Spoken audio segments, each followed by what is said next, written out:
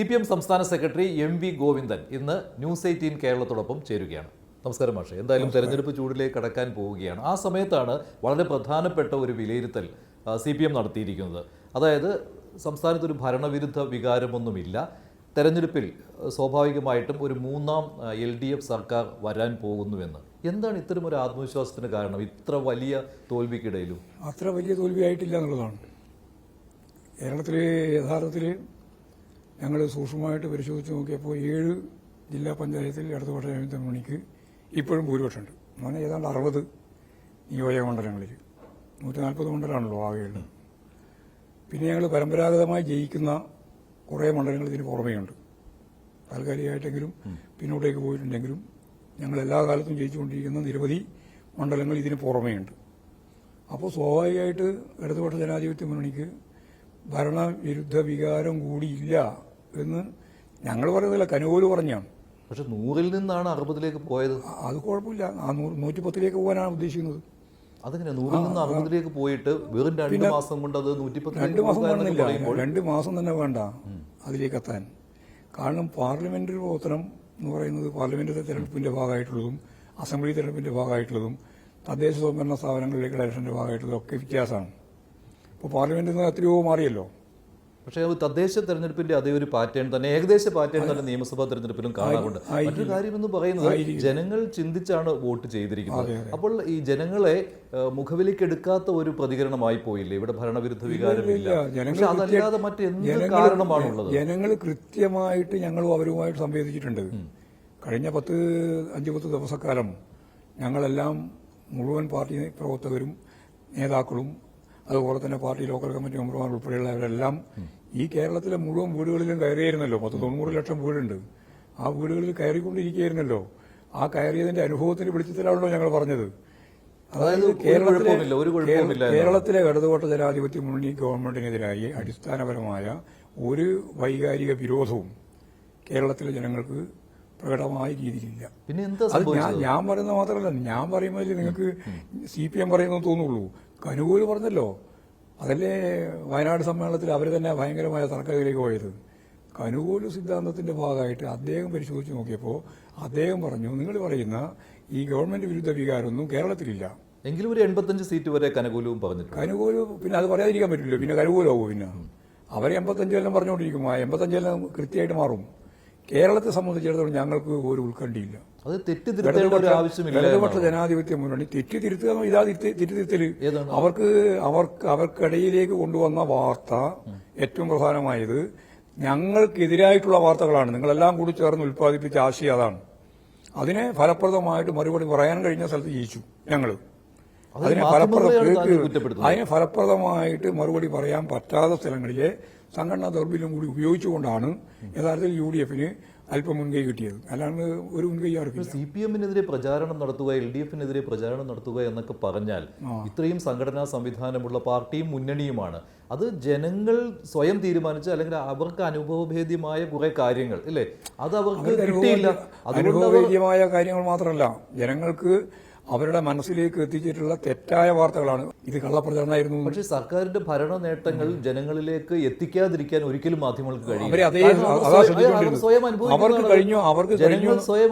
അനുഭവം കൊണ്ട് മാത്രമല്ല, ആശയമാണ് പ്രശ്നം.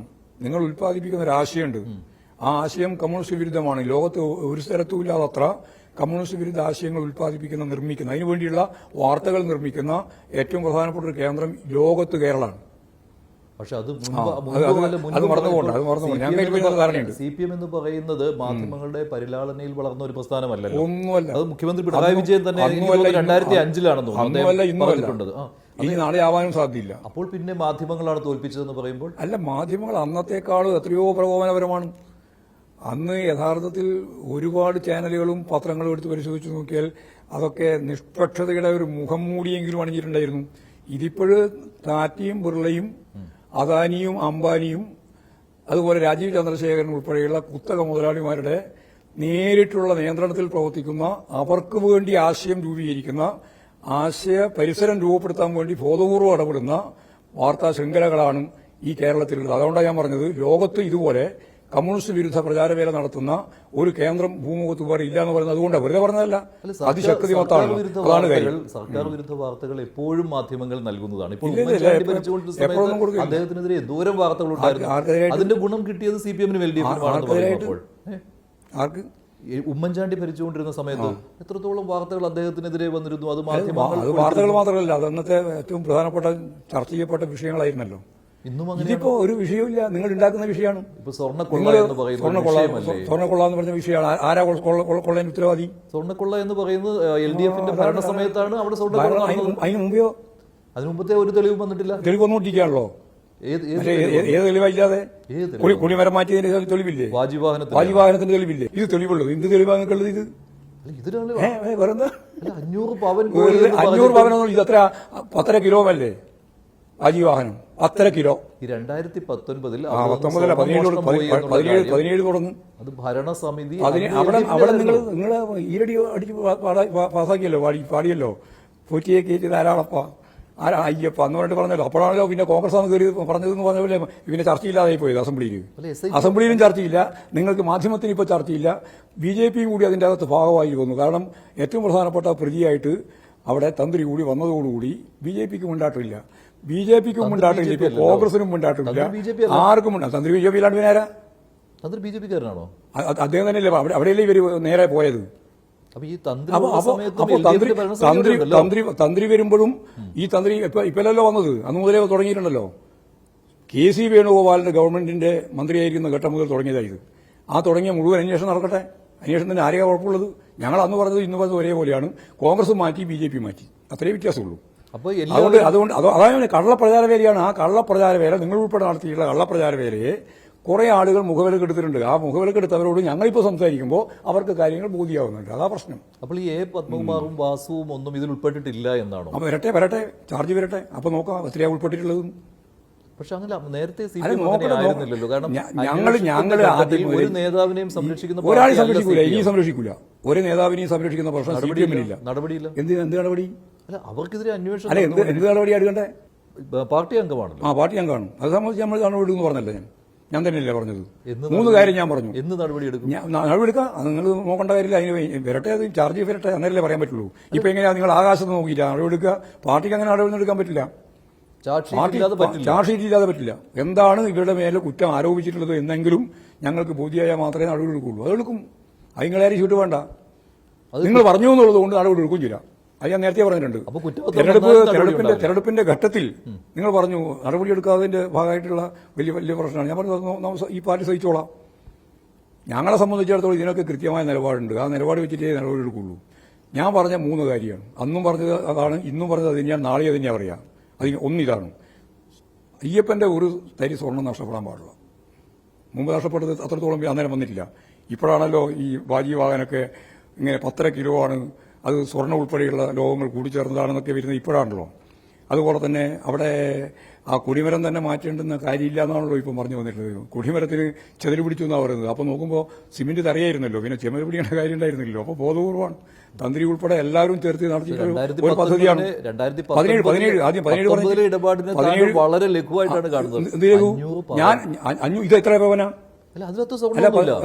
വാജിവാഹനത്തിൽ ഈ പറയുന്ന 500 അറിയില്ലല്ലോ എത്ര ഗ്രാമെന്നുള്ളത്. വാജിവാഹനത്തിൽ അത് വാജിവാഹനത്തിന്റെ മേലെ കൃത്യമായിട്ട് ഈ പഞ്ചലോഹങ്ങളാണല്ലോ അതിന്റെ മേലെ പതിച്ചിട്ടുണ്ട് എന്നുള്ളത് കൃത്യമായിട്ട് പറഞ്ഞിട്ടുണ്ടല്ലോ. അത് ഉൾപ്പെടെ അത് മാത്രമല്ല കൊടുക്കാമെന്ന് ഹൈക്കോടതി നിയോഗിച്ച അഡ്വക്കേറ്റ് കമ്മീഷൻ തന്നെ പറഞ്ഞിട്ടുണ്ട്. സ്പെഷ്യൽ കമ്മീഷൻ തന്നെ അല്ല ഇപ്പോ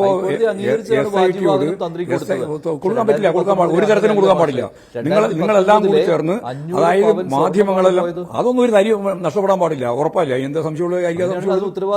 അതിന് ഉത്തരവാദി ആരായാലും പിടിക്കണം. ഉത്തരവാദികൾ ആരായാലും അവരെ പിടിക്കണം. ഉത്തരവാദി ആരായാലും അവരെ പിടിക്കണം. അതിൽ ഏറ്റവും പ്രധാനപ്പെട്ട പ്രതി ഈ ഉണ്ണികൃഷ്ണൻ പോറ്റിയാണ്. അതിന്റെ ഒപ്പം തന്നെ ഏറ്റവും പ്രധാനപ്പെട്ട പ്രതി നമുക്കെല്ലാം അറിയുന്നത് പോലെ ഈ ബെല്ലാരിയിലുണ്ടായിരുന്ന ഈ സ്വർണം വാങ്ങിയിട്ടുള്ള ഒരു പ്രതിയാണ്. ഇവർ രണ്ടാളും സോണിയാഗാന്ധിയെ കാണാൻ പോയതിനാ. സോണിയാഗാന്ധി പറയുമ്പോൾ അതിന് ഉത്തരവാദിയാ? എന്താ കുഴപ്പം? എന്തിനാണ് ഇവർ രണ്ടാളും പോയ അവിടെ? ഈ രണ്ട് എം പിമാരും കോൺഗ്രസ് നേതാക്കന്മാരും ഫോട്ടോ ഒന്നും ഞാൻ പറഞ്ഞില്ല. ഞാൻ ഫോട്ടോ എടുത്ത് നിങ്ങൾ വെറുതെ എന്റെ മേലെ ഫോട്ടോ എടുത്തതിനെ പറ്റി ആരോപിക്കുക. ഞാൻ പറഞ്ഞിട്ടില്ല ഫോട്ടോ എടുത്തു. ഞാൻ ചോദിക്കുന്നത് അല്ല, ഏത് ഞാൻ ചോദിക്കുന്നത് ഇപ്പൊ മാഷിന്റെ അടുത്ത് പല ആളുകളും വരുന്നില്ലേ? അവർ കള്ളന്മാരാണെങ്കിൽ അവരെ മാഷ് തിരിച്ചറിയുമോ? ഇല്ലല്ലോ. ആരാ ഇവർ തിരിച്ചറിയാണ്ട് പോയതാ? നിന്റെ കൈക്ക് കെട്ടിക്കൊടുക്കുന്നത്? അല്ല, അത് അവരൊരു വിശ്വാസിയാണ്. നിങ്ങളെല്ലാം ഉണ്ടല്ലോ, നിങ്ങൾക്കെല്ലാം ഉള്ള പ്രധാനപ്പെട്ട പണി എന്ന് പറയുന്നത് ഇവരെ സംരക്ഷിക്കലാണ്. അത് നിങ്ങൾ ഉണ്ടാക്കുന്ന ആശയമാണ്. ഞങ്ങൾക്ക് അതിനെ സംരക്ഷിക്കേണ്ട ഉത്തരവാദിത്തമില്ല. സോണിയാഗാന്ധി അറസ്റ്റ് ചെയ്യണം. ഞാൻ പറഞ്ഞില്ലല്ലോ. സോണിയാഗാന്ധിയുടെ വീട്ടിൽ പോയി അവരുടെ കൈക്ക് എന്താ കൊട്ടിക്കൊടുക്കുന്നത്? ചരടാണോ സ്വർണ്ണാണോ വെക്കുന്നതൊന്നുമില്ല, കെട്ടിക്കൊടുത്തിട്ടുണ്ടല്ലോ. അത്ര ഒരു ബന്ധം അവർ തമ്മിലുണ്ടാവുകയും അവിടെ പ്രയാർ ഗോപാലകൃഷ്ണനും അതുപോലെ തന്നെ ഇപ്പോഴത്തെ UDF കൺവീനറും അടൂർ പ്രകാശും അതുപോലെ തന്നെ MP ആന്റോ ആന്റണി ഇവർ പോയി ഇവരൊപ്പം നിർത്തി ഒരു പ്രാവശ്യമല്ല പല ഘട്ടങ്ങളിലായിട്ട് പോയി കണ്ടിട്ടുണ്ട് എന്ന് പറഞ്ഞതിൽ എന്തടിസ്ഥാനത്തിലാണ്? എന്തിനാണ് കാണാൻ പോയത്? എന്തായിരുന്നു കാര്യം? ഇന്നേ വരെ കോൺഗ്രസ് പറഞ്ഞില്ലല്ലോ. എന്താ പറയാ? സോണിയാഗാന്ധിയെ പോയി കണ്ടു. ആ വിശ്വാസത്തിന്റെ പേരിൽ അവിടെ കയ്യിൽ ഏത് വിശ്വാസത്തിന്റെ പേരിൽ? ഇവർ ദൈവവിശ്വാസത്തിന്റെ പേരിലാണോ പോയത്? മാഷെ പോലെ ദൈവ അവിശ്വാസിയല്ലല്ലോ. മാഷെ പോലെ അവിശ്വാസിയല്ല അവർ ദൈവവിശ്വാസിയാണ് സോണിയാഗാന്ധി. അതുകൊണ്ടെന്താ ഒരു പേരും കള്ളന്മാരാണ് എന്ന് ലോകം മുഴുവൻ അറിയാം. ഇന്ന് നമുക്കറിയാം. അന്നറിയില്ല. പക്ഷെ എന്തായിരുന്നു ഇവർ തമ്മിലുള്ള ബന്ധം? ഇത്രയും കാര്യങ്ങൾ നേരിടുന്ന രണ്ടുപേരും പാർട്ടി അംഗങ്ങൾ. അല്ല, ആയിക്കോട്ടെ, കാത്തിരുന്നിട്ട് മാത്രമേ മനസ്സിലാവുള്ളൂ. ഇല്ലെങ്കിൽ നിങ്ങൾ പറയുന്നത് ഞാൻ കേൾക്കണ്ടേ? ആര് പറഞ്ഞു കേൾക്കണം? ഞാൻ ചോദിക്കുന്നത് അവിടെ ഈ കളങ്കിതരെ വെച്ചുകൊണ്ടിരിക്കുന്നത് കളങ്കിതരാണെന്ന് നിങ്ങൾ ആരെങ്കിലും പറഞ്ഞോ? അല്ല, അത് പാർട്ടിയുടെ എന്താ നിങ്ങൾ എന്ത് പറയും? കളങ്കിതരാണെന്ന് പറയാൻ എന്താ കാരണം?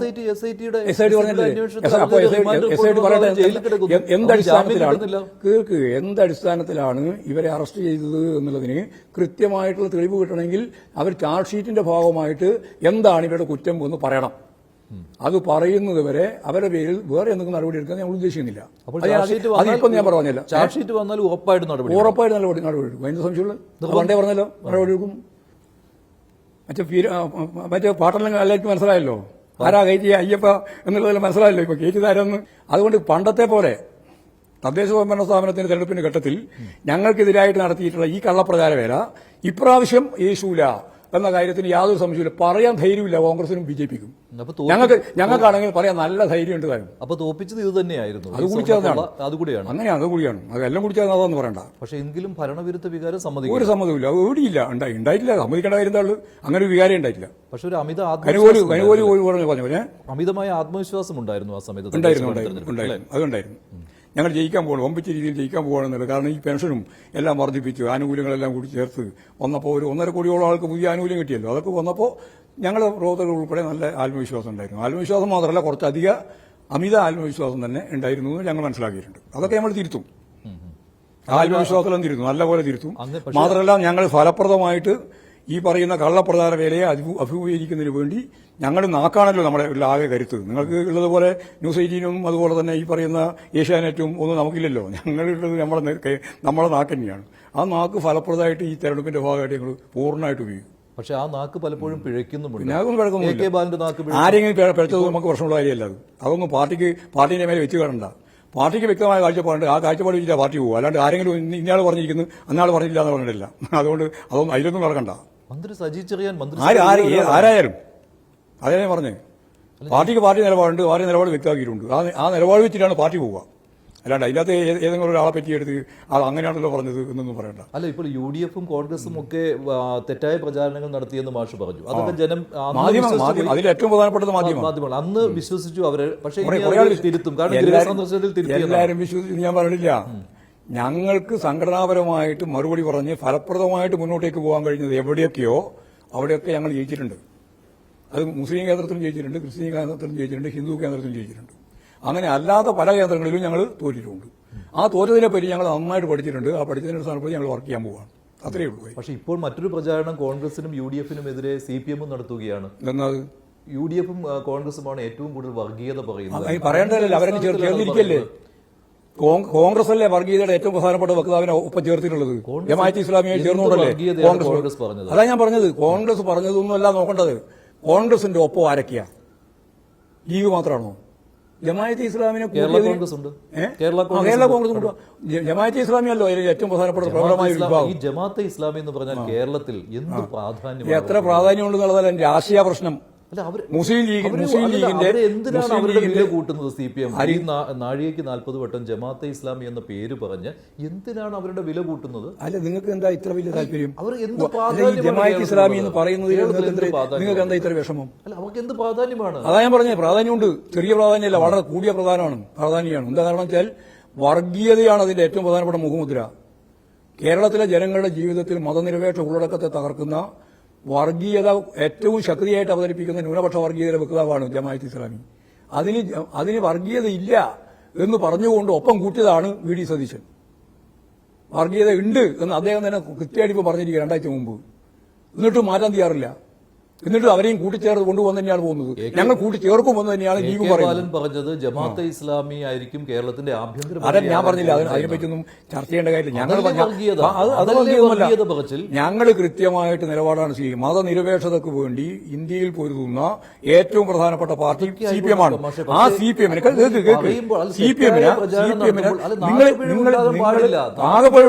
തിരുത്തുന്നു. അത് തിരുത്തും. ഞങ്ങൾ തിരുത്തിയല്ലോ. ബാലിനെയും തിരുത്തും, അതുപോലെ തന്നെ ആരെയൊക്കെ വേണോ അവരെല്ലാം തിരുത്തും. അവരെന്നെ സ്വയം തിരുത്തും. അദ്ദേഹം പറഞ്ഞത് തെറ്റായി. അദ്ദേഹം ഉൾപ്പെടെ പറഞ്ഞ കാര്യം അദ്ദേഹം തന്നെ കൃത്യമായിട്ട് നിലപാട് വ്യക്തമാക്കിയിട്ടുണ്ട്. രണ്ടാളും വ്യക്തമാക്കിയിട്ടുണ്ട്. അതിനെപ്പറ്റി വേറെ പറയേണ്ട കാര്യമില്ല. രണ്ടാളും വ്യക്തമാക്കിയിട്ടുണ്ട്. വായിക്കണം കൃത്യമായിട്ട്. സജിച്ചൻ മാപ്പ് പറഞ്ഞു 4 ദിവസത്തിന് ശേഷം മാപ്പ് പറഞ്ഞു. അത് തെറ്റാണെന്ന് ബോധ്യമായതുകൊണ്ടാണല്ലോ തിരുത്തിയത്. തെറ്റാണെന്ന് ബോധ്യമായതുകൊണ്ടാണല്ലോ. പക്ഷെ അങ്ങനെയുള്ള വാക്കുകൾ അത് സമൂഹത്തിൽ വിദ്വേഷം ഉണ്ടാക്കാനേ സഹായിക്കും. എന്നിട്ട് UDF കോൺഗ്രസും വർഗീയത എന്താണ് സജി ചെറിയാൻ പറയുമ്പോഴേക്കും എന്താ പറയുന്നുവെന്ന് പറയുകയും അതേസമയം നിങ്ങളുടെ നേതാക്കൾ വർഗീയത പറയുമ്പോൾ ഞങ്ങൾ ഒരിക്കലും വർഗീയതക്ക് അനുകൂലമായ ഒരു നിലപാടും ഞങ്ങൾ സ്വീകരിക്കില്ല. ആര് പറയുന്നതും ഒരു തരത്തിലും അത് അംഗീകരിക്കുകയും ചെയ്യില്ല. അത് ഞാൻ പറഞ്ഞു വെച്ച് കഴിഞ്ഞാണ്. CPIM-ന്റെ പത്രസമ്മേളനത്തിൽ തന്നെ കൃത്യമായിട്ട് പാർട്ടി സംസ്ഥാന കമ്മിറ്റി കഴിഞ്ഞപ്പോൾ ഞാൻ വ്യക്തമാക്കിയതാണ്. മറ്റാരെന്തു പറഞ്ഞാലും അതിനോട് പാർട്ടിക്ക് യോജിപ്പില്ല. അത് ഉറപ്പിച്ച് പറഞ്ഞതിന് ശേഷം നിങ്ങൾക്ക് തെറ്റെടുക്കും. എന്നാൽ ഞാൻ ഈ പറഞ്ഞ ചോദ്യത്തിന്, അതായത് ജമാഅത്തെ ഇസ്ലാമിയുമായിട്ട് ഞങ്ങൾ ചേരും എന്ന് പറഞ്ഞ VD സതീശന്റെ നിലപാടിനെ നിങ്ങൾക്ക് എന്താ പറയാൻ പറ്റാതെ? പാർട്ടിയുടെ കാര്യം അദ്ദേഹം പറഞ്ഞാണ്. നിങ്ങൾക്ക് എന്താ പറയാൻ പറ്റാതെ? നിങ്ങൾക്ക് എന്താ ഈ പറഞ്ഞ ചോറൊന്നും അപ്പൊ പറയുമ്പോൾ ഇല്ലല്ല. അങ്ങനെയാണ് ഞാൻ പഴയ കാര്യം പറയേണ്ടി വരും. പറഞ്ഞ ഏത് പറഞ്ഞ എന്താ? ജമാഅത്തെ ഇസ്ലാമിയുടെ വോട്ട് CPM സ്വീകരിച്ചിട്ടുള്ളത് ഞങ്ങൾ സ്വീകരിക്കല്ലേ ഇത്, അവര് നൽകുക ഇത്.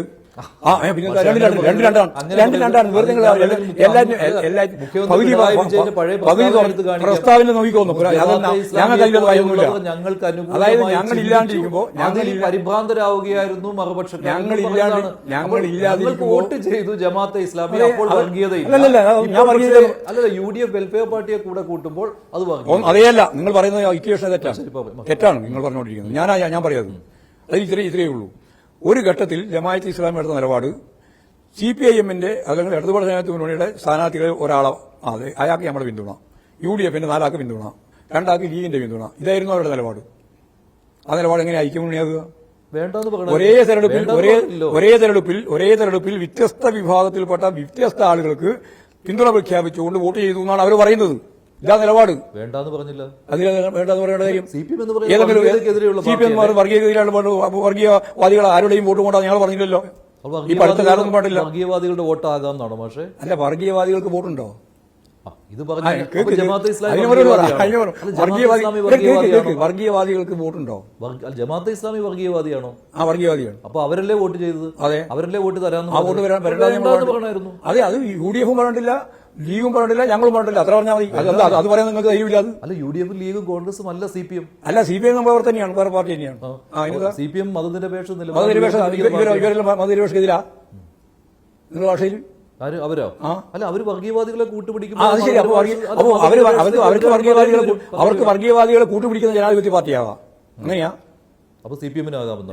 ഞങ്ങളാവില്ല. ഞങ്ങൾ കൂട്ടുപിടിച്ചില്ല, ഒരിക്കലും കൂട്ടുപിടിച്ചില്ല. ഞങ്ങൾ പറഞ്ഞു വർഗീയവാദികൾ അവർ വോട്ട് ചെയ്തു, ഞങ്ങൾ സ്വീകരിച്ചു എന്ന്. അല്ല, വോട്ട് സ്വീകരിക്കേണ്ട കാര്യമില്ലല്ലോ. നിങ്ങൾ ആരാ വോട്ട് ചെയ്യുന്നത്, ആർക്കാ വോട്ട് ചെയ്യുന്നത് ആർക്കും അറിയാൻ പറ്റുക? അവര് എടുത്ത നിലപാടാണ് ഞാൻ പറഞ്ഞത്. നിങ്ങൾ അതിനെ കൂട്ടിക്കൊടുക്കണ്ട. അവരെടുത്ത നിലപാട് ഒരേ തെരഞ്ഞെടുപ്പിൽ UDF-ലെ ചില ആൾക്ക് അനുകൂലമായിട്ടും LDF-ലെ ചില ആളുകൾക്ക് അനുകൂലമായിട്ടും ലീഗിലെ ചില ആളുകൾക്ക് അനുകൂലമായിട്ടും ഇനി BJP എനിക്കറിയില്ല, അവർക്കെല്ലാം അനുകൂലമായിട്ട് വോട്ട് ചെയ്യുമെന്ന് അവർ പ്രഖ്യാപിച്ചിട്ടുണ്ട്. ആ പ്രഖ്യാപിച്ചതിനെ വേറെ എന്ത് ചെയ്യാൻ പറ്റും? ഇപ്പോൾ അപ്പൊ നിങ്ങൾ നേരത്തെ പറഞ്ഞ കാര്യം ശരിയില്ല. ഞങ്ങളെ നേരിട്ട് സംസാരിക്കുമ്പോൾ നിങ്ങൾക്ക് ഒന്നും പറയാൻ പറ്റില്ല. അല്ലെങ്കിൽ നിങ്ങളെല്ലാം പറയും അങ്ങനെ അവിടെ വാങ്ങിയിരിക്കുന്ന 45 കൊല്ലമായിട്ട് ഈ VD സതീശൻ പറഞ്ഞ പോലെ 45 കൊല്ലമായിട്ട് ഇവിടെ മുന്നണിയാണ്. ഇസ്ലാമിയുടെ വില വെറുതെ CPM കൂട്ടുന്നത് ശരിയോ തെറ്റോ? ഒരു പ്രാധാന്യവും കേരള സമൂഹത്തിൽ ഇല്ലാത്ത ജമാഅത്തെ ഇസ്ലാമിയുടെ വില ഇങ്ങനെ കൂട്ടിക്കഴിഞ്ഞാൽ അപ്പോൾ അപ്പുറത്ത് ഭൂരിപക്ഷ സമുദായക്കാർ അസ്വസ്ഥരാകും മാഷേ. അങ്ങനെ ഒരു സംഭവം ഇല്ലേ? അല്ലല്ല, അതിൽ ഒരു കാര്യം നിങ്ങൾ മനസ്സിലാക്കേണ്ടത്, ജമാഅത്തെ ഇസ്ലാമി ശരിക്ക് വേഷമാണ്. ആ വേഷം ഉറ്റിക്കുന്നതിന്റെ അളവ് കുറവാണെന്നാണ് നിങ്ങളുടെ വാദം. അതായത് ഒരു തെളിനീരുള്ള ഈ കേരളത്തില് തെളിനീരാണ്, അതിന്റെ മേലെ ഇനി ഭൂരിപക്ഷ വർഗീയതയുടെ ഭാഗമായിട്ടുള്ള വേഷവും ന്യൂനപക്ഷ വർഗീയതയുടെ ഭാഗമായിട്ടുള്ള വേഷവും ഉറ്റിച്ചാൽ അത് വർഗീയതയല്ലേ കൈകാര്യം ചെയ്യപ്പെടുന്നത് ഗുരുതരമായിട്ട്. അതിനെതിരായിട്ടാണല്ലോ ഞങ്ങൾ പറഞ്ഞുകൊണ്ടിരിക്കുന്നത്. ന്യൂനപക്ഷ വർഗീയതക്കും ഭൂരിപക്ഷ വർഗീയതക്കും എതിരായ നിലപാട് സ്വീകരിക്കുന്ന ഇന്ത്യയിലെ ഏറ്റവും പ്രധാനപ്പെട്ട പാർട്ടി CPIM ആണ്. അന്നും അതെ, ഇന്നും അതെ, നാളെയോ അതെ. അത് ഞങ്ങൾക്കേ പറയാൻ സാധിക്കുള്ളൂ. PD സതീശന് പറയാൻ പറ്റുമോ? എന്നിട്ട് ഞാനാണ് വർഗീയവാദത്തിനെതിരായിട്ട് ഏറ്റവും ശക്തനായ വക്താവ് എന്ന് ഞാൻ വേറെ പറയുന്നില്ല പദം. പക്ഷെ അവർ വർഗീയവാദം പറയുമ്പോൾ അവർക്കാവാം, ഞങ്ങൾക്കാകാൻ പാടില്ല. ഇല്ല, ഞാൻ പറഞ്ഞിട്ടില്ല, അങ്ങനെയൊന്നും പറഞ്ഞിട്ടില്ല. ഞാൻ ഒരിക്കലും പറഞ്ഞിട്ടില്ല അങ്ങനെ. എന്തിനാ അങ്ങനെ അവർ അവർക്കാവാം നമുക്ക് ആവിക്കൂടാന്ന് പറയുന്ന വലിയ കാര്യമുണ്ട്. അവരും പറയാൻ പാടില്ല. അവര് പറഞ്ഞുകൊണ്ടിരിക്കുകയാണ് ഇപ്പോഴും. അവർ പറഞ്ഞുകൊണ്ടിരിക്കുകയാണ്. അവർ നിർത്തിയാൽ ഞങ്ങൾ നിർത്താം. അല്ലല്ല, ഞങ്ങൾ അല്ലെങ്കിൽ നിർത്തും. ഞങ്ങളെ സംബന്ധിച്ചിടത്തോളം വർഗീയതക്കെതിരായിട്ടുള്ള നിലപാട് ആരാണോ സ്വീകരിക്കുന്നത് അവർക്കെതിരായിട്ടുള്ള നിലപാട് ഞങ്ങൾ സ്വീകരിച്ചുകൊണ്ടേയിരിക്കും. വർഗീയതക്കെതിരായിട്ടുള്ള നിലപാട് സ്വീകരിക്കുന്നവരോടൊപ്പം നിൽക്കും. വർഗീയതക്ക് അനുകൂലമായി നിൽക്കുന്നവരെ എല്ലാ സന്ദർഭത്തിലും എതിർത്തുകൊണ്ടേയിരിക്കും. അങ്ങനെയാണെങ്കിൽ വെള്ളാപ്പള്ളി നടേശൻ തുടർച്ചയായിട്ട് വർഗീയ പരാമർശങ്ങൾ നടത്തുന്നുണ്ട്. ഞങ്ങളെ വ്യക്താവാണ് മറ്റോ വെള്ളാപ്പള്ളി നടേശൻ. കേൾക്കുമ്പോൾ വിചാരിക്കും വെള്ളാപ്പള്ളി നടേശൻ CPIMന്റെ ഒരു വ്യക്താവായിട്ട് പ്രവർത്തിക്കുകയാണെന്ന്. അദ്ദേഹം വേറൊരു സംഘടന, അതിന്റെ പ്രസ്ഥാനത്തിന്റെ വ്യക്താവാണ്. ഞങ്ങളെന്താ വേണ്ടേ? ഞങ്ങൾക്കെന്താ ഉത്തരവാദിത്വം? അതിന് ഞാൻ ഉറച്ച ഉത്തരവാദിത്വം പറഞ്ഞിട്ടുണ്ട്. വെള്ളാപ്പള്ളി നടേശൻ മതനിരപേക്ഷ ഉള്ളടക്കത്തോടുകൂടി പറയുന്ന മുഴുവൻ കാര്യത്തിനും പിന്തുണയുണ്ട്. വർഗീയമായ നിലപാടുള്ള ചോയ്യുള്ള ഒന്നിനും CPIMന്റെ പിന്തുണയില്ല. പക്ഷെ വെള്ളാപ്പള്ളി നടേശൻ മുമ്പ് ഈ BDJS സമയത്തുണ്ടല്ലോ, രൂപീകരണ സമയത്ത് RSSന്റെ തൊഴുത്തിൽ കെട്ടാൻ പോകുന്നു SNDP എന്ന രീതിയിലുള്ള ലേഖനം ഞാൻ ഓർക്കുന്നുണ്ട്. താങ്കൾ എഴുതിയ ലേഖനം പറഞ്ഞിട്ടുണ്ട് ഞങ്ങൾ. അങ്ങനെയാണെങ്കിൽ വെള്ളാപ്പള്ളി നടേശനെതിരെ അത്രയും കടുത്ത പരാമർശം വർഗീയ നിലപാടിന്റെ ഭാഗമായ ഏത് പരാമർശത്തെയും അന്നും ഇന്നും CPIM എതിർത്തിട്ടുണ്ട്. എനിക്ക് എതിർക്കും. അന്ന് പക്ഷേ വെള്ളാപ്പള്ളി എതിർത്ത ആ ഒരു നിലപാടുണ്ടല്ലോ, അത് സ്ട്രോങ് നിലപാടായിരുന്നു. ആ സ്ട്രോങ് ഇപ്പൊ നിങ്ങൾക്ക് സ്ട്രോങ് എങ്ങനെയാ? ആ ശക്തി ഇല്ല. അല്ല, കട്ടൻ ചായനെ പറ്റി പറയുന്ന പോലെ സ്ട്രോങ് ചായ ലൈറ്റ് ചായ ശക്തി ഇല്ല. ആ ശക്തി തന്നെയുള്ളൂ, ഒരു സംശയം വേണ്ട. അപ്പോൾ ഇത് ഈ വർഗീയത അപ്പൊ ശക്തി മനസ്സിലായില്ല, ഒരു ശക്തി കുറവില്ല. വർഗീയതയുടെ ഒരു ഭാഗം തന്നെയല്ലേ ഈ സാമുദായിക ഐക്യം എന്നൊക്കെ പറഞ്ഞുകൊണ്ട് ഞങ്ങൾ എല്ലാവരും കൂടിച്ചേരണം, ഒന്നാകണം. അല്ലല്ല, അത് ഞങ്ങളെല്ലാം അഭിപ്രായം കൂടിച്ചേരണം, എല്ലാവരും കൂടിച്ചേരണം എന്നാണ്. പക്ഷേ കേരളീയ സമൂഹം ജാതിയുടെയോ മതത്തിന്റെയോ പേരിൽ ഭിന്നിച്ചു നിൽക്കുകയല്ല വേണ്ടേ. അവരെല്ലാം ഏകോദര സഹോദരങ്ങളെ പോലെ യോജിച്ച് മതനിരപേക്ഷ ഉള്ളടക്കത്തോടെ മുന്നോട്ടേക്ക് പോകാൻ വേണ്ടത്. വിശ്വാസിയല്ല വർഗീയവാദി. വർഗീയവാദിക്ക് വിശ്വാസമില്ല. വർഗീയവാദി വിശ്വാസം ഒരു ഉപകരണമായിട്ട് ഉപയോഗിക്കുക മാത്രമാണ്. വർഗീയ സംഘർഷവും വർഗീയ സംഘടനവും വർഗീയ ധ്രുവീകരണവുമാണ് അവരുടെ എല്ലാ കാലത്തെയും മുദ്രാവാക്യം. അതിന് കളവാണ് അവർ ഉപയോഗിക്കുക. RSS ചെയ്യുന്നത് പോലെ, ജമാഅത്ത് ഇസ്ലാമി ചെയ്യുന്നത് പോലെ ലോകത്തെ എല്ലാ വർഗീയവാദികളും ചെയ്യുന്നത് കളവാണ് ഉപയോഗിക്കുക. ആ കളവ് ഉപയോഗിച്ചുകൊണ്ടാണ് കേരളത്തിലുൾപ്പെടെ ഈ പ്രചാരവേല മുഴുവൻ നടത്തിക്കൊണ്ടിരിക്കുന്നത്. അതുകൊണ്ടാണ് ഞങ്ങൾ അതിനെ ശക്തിയായിട്ട് എതിർത്തത്. വെള്ളാപ്പള്ളി പറയുന്നത് നായാടി മുതൽ നസ്രാണി വരെ ഒന്നിക്കണം എന്നുള്ളതാണ്. അവിടെ ഒരു വിഭാഗത്തെ ഒഴിവാക്കിയിരിക്കുകയാണ്. ഒഴിവാക്കേണ്ട കാര്യമില്ല.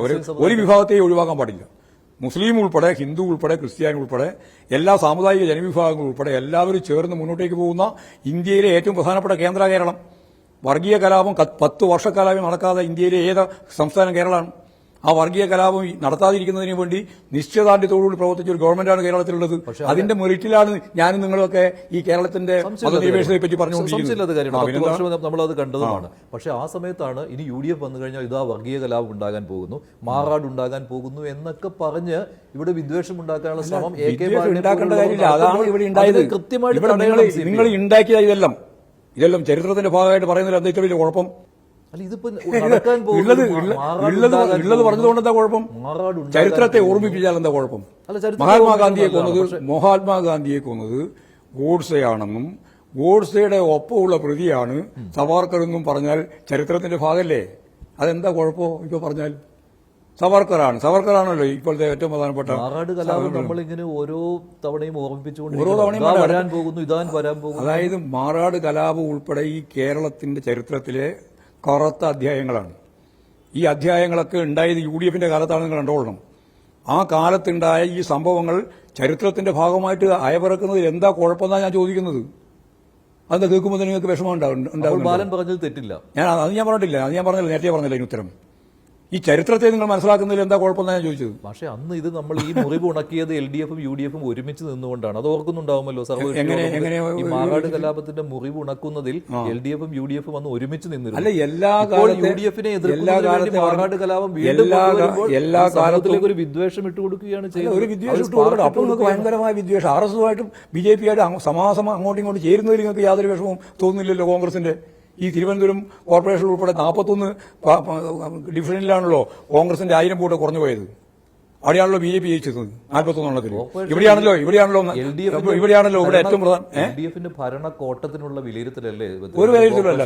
ഇവിടെ കോൺഗ്രസും BJP-യും അതുപോലെ തന്നെ ഈ പറയുന്ന ജമാഅത്ത് ഇസ്ലാമി എല്ലാം കൂടി ചേർന്നിട്ടാണ് CPM-നെതിരായിട്ട് ഒറ്റക്കെട്ടായിട്ട് നിന്നത്. ജമാഅത്തെ ഇസ്ലാമി ഇത്ര ആകെ 10 വോട്ട് തികച്ചില്ലാത്ത ജമാഅത്തെ ഇസ്ലാമിയെ വീണ്ടും എന്താ ജമാഅത്തെ ഇസ്ലാമിന് ഇവരെ പറയും ഇത്ര വലിയ എന്താ അതിന്റെ ആവശ്യം എന്താണ്? കാരണം ജമാഅത്തെ ഇസ്ലാമിയും CPM-നെയും LDF-നെയും തോൽപ്പിക്കാൻ പറ്റും. അതിനൊരു ആശയമുണ്ട് വർഗീയതയുടെ ആശയം.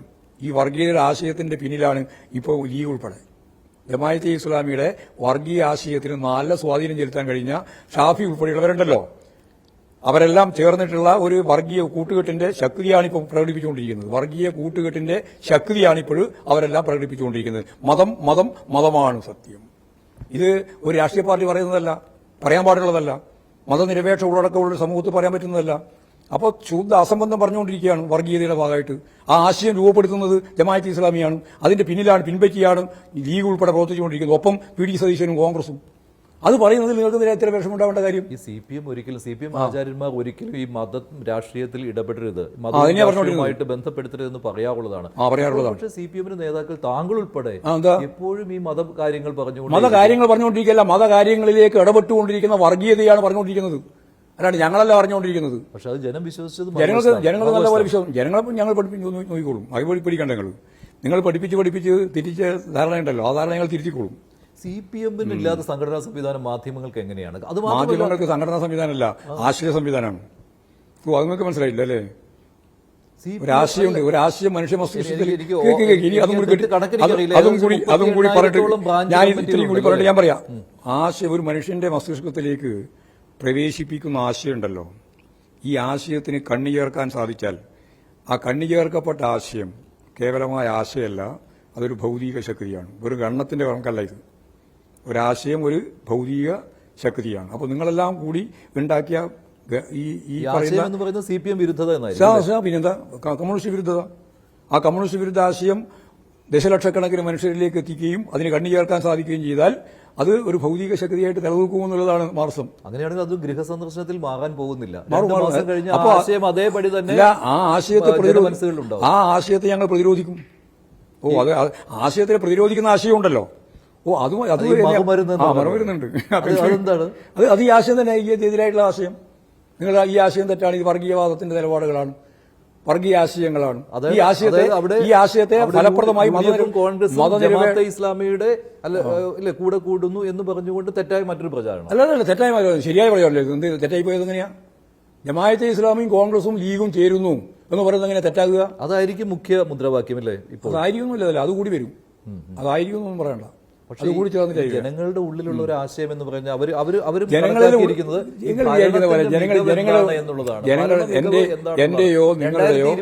എങ്ങനെയാണ് തുടർഭരണം കിട്ടിയത്? 2016 മുതൽ 21 വരെയുള്ള പിണറായി വിജയൻ സർക്കാരിനെ വിലയിരുത്തിയിട്ടാണ്. 2021 മുതൽ 26 വരെ ആ ഒരു വിലയിരുത്തൽ ജനങ്ങൾ എങ്ങനെയാണോ നടത്തുന്നത് അതിനനുസരിച്ചായിരിക്കും. അല്ലാതെ വർഗീയത അല്ലല്ലോ അതിനകത്ത്. അല്ല, വർഗീയത പകരം വെക്കാനാണ് നിങ്ങൾ ശ്രമിക്കുന്നത്. അതാ പ്രശ്നം. വർഗീയത പകരം വെക്കാനാണ് നിങ്ങൾ ശ്രമിച്ചുകൊണ്ടിരിക്കുന്നത്. ഈ ബൂർഷ്വാ രാഷ്ട്രീയ പാർട്ടികളും അതുപോലെ തന്നെ മാധ്യമങ്ങളും മുഴുവൻ ശ്രമിച്ചുകൊണ്ടിരിക്കുന്നത് ഈ കഴിഞ്ഞ 10 കൊല്ലക്കാലത്തെ ഗവൺമെന്റിന്റെ നേട്ടങ്ങൾ സംബന്ധിച്ച് ജനങ്ങൾക്ക് അനുഭവവേദ്യമായ കാര്യങ്ങൾ ഉൾപ്പെടെ മറച്ചുവെച്ച് ഒരു പുകമറ സൃഷ്ടിച്ച് ഈ ആശയം കൈകാര്യം ചെയ്യാനാണ് നിങ്ങൾ ശ്രമിച്ചുകൊണ്ടിരിക്കുന്നത്.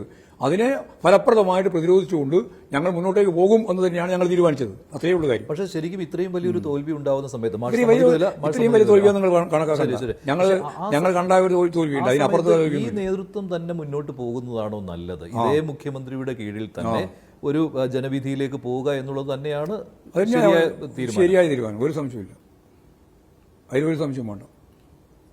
നേതാവിനെയോ പാർട്ടിയോ ഒന്നും മാറ്റാൻ ഉദ്ദേശിക്കുന്നില്ല. പക്ഷെ ജനം തിരസ്കരിച്ചു. ജനം നിങ്ങൾ തിരസ്കരിക്കാണ്ടിരുന്നാൽ മതി. നിങ്ങൾ തിരസ്കരിച്ചുകൊണ്ടിരിക്കുന്നുണ്ട്. അത് ഞങ്ങൾ ശരിയായ രീതിയിൽ മറുപടി പറയും. ഒരു തവണ അമിത ആത്മവിശ്വാസത്തിന് തിരിച്ചടി ഇത് കിട്ടിയത് ആ അമിത ആത്മവിശ്വാസമാണ് ഞങ്ങൾക്ക് ഇപ്പോഴും കിട്ടുന്ന ഏറ്റവും പ്രധാനപ്പെട്ട കൈമുതൽ. അമിത ആത്മവിശ്വാസം പരാജയത്തിലേക്ക് അതാണ് പറഞ്ഞത്. അതാണ് ആ പരാജയമാണ് ഞങ്ങളുടെ ഏറ്റവും പ്രധാനപ്പെട്ട കൈമുതൽ. അതിനെ ശരിയായ രീതിയിൽ അവസരമാക്കി ഞങ്ങൾ ഉപയോഗിക്കും ഈ തെരഞ്ഞെടുപ്പിൽ. പോരെ പറഞ്ഞ മനസ്സിലായില്ലേ? അത് മനസ്സിലായി. പക്ഷെ അത് ഞാൻ വീണ്ടും ചോദിക്കുന്നു, അമിത നിങ്ങൾ ആത്മവിശ്വാസം ഭയപ്പെടണ്ട. ഒരു അമിത ആത്മവിശ്വാസമില്ല. കൃത്യമായ ആത്മവിശ്വാസത്തോടുകൂടി എന്ന് പറഞ്ഞാൽ അമിത ഇല്ലാതെ കൃത്യമായ ആത്മവിശ്വാസത്തോടുകൂടി ഇപ്രാവശ്യം ഞങ്ങൾ ഈ തെരഞ്ഞെടുപ്പിന്റെ ഭാഗമായിട്ട് 110 സീറ്റ് നേടുക എന്നുള്ളതാണ് ഞങ്ങളുടെ ഉന്നം. ഇപ്പോൾ പൊതുവെ പറയുന്നുണ്ട്, പൊതുവെ ഒരു വിലയിരുത്തലാണ് ഇപ്പോഴത്തെ MLA-മാരൊക്കെ ജനകീയരാണ് എന്ന്. അത് LDF മാത്രമല്ല UDF-ന്റെയും. അതുകൊണ്ട് ഈ ടേം വ്യവസ്ഥ അങ്ങനെയുള്ള കാര്യങ്ങളിലേക്ക് ഇത്തവണ ഒരു വാശി പിടിക്കേണ്ട എന്ന് തന്നെയായിരിക്കില്ലേ? ഞങ്ങളിപ്പോൾ അതിനെപ്പറ്റി ചർച്ച ചെയ്തിട്ടേ ഇല്ല. നമ്മുടെ MLA-മാരൊക്കെ വളരെ നന്നായിട്ട് വർക്ക് ചെയ്തവരാണ് എല്ലാവരും. അപ്പോൾ 98 ആളുണ്ട് കൃത്യമായിട്ട് വർക്ക് ചെയ്തവരാണ്. അവർ പലരും വീണ്ടും ജനങ്ങളുടെ മുന്നിലേക്ക് പോകുന്നതാണ് നല്ലത്. അക്കാര്യത്തിന് എന്താ സംശയമുള്ളത്?